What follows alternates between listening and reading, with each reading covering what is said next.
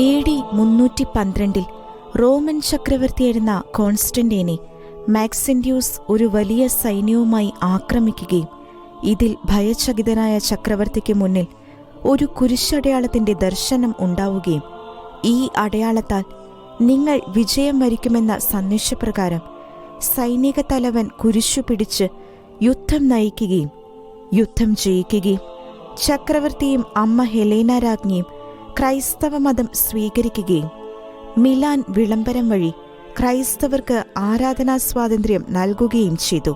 ഭക്താഭ്യാസങ്ങളിലും ദാനധർമ്മത്തിലും അത്യുത്സുകയായിരുന്ന രാജ്ഞി ദരിദ്രരുടെയും അഗതികളുടെയും അമ്മ എന്നാണ് അറിയപ്പെട്ടിരുന്നത്.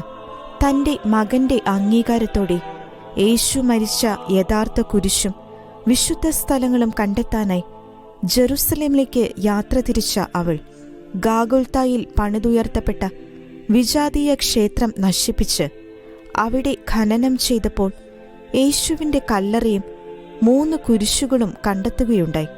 രോഗിണിയായിരുന്ന ഒരു സ്ത്രീയെ 3 കുരിശുകളും സ്പർശിപ്പിക്കുകയും യഥാർത്ഥ കുരിശു തൊട്ടപ്പോൾ അവൾ സൗഖ്യം പ്രാപിക്കുകയും ചെയ്തു.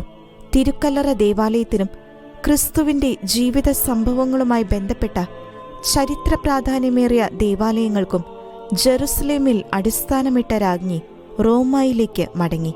ക്രൈസ്തവരുടെ വിശ്വാസ പാരമ്പര്യങ്ങൾക്കും പൈതൃകത്തിനും അമൂല്യമായ സംഭാവനകൾ ഭൂമിയിൽ ശേഷിപ്പിച്ച ആ ധീര വനിത 328 തന്റെ നിത്യകിരീടം സ്വീകരിക്കാൻ യാത്രയായി.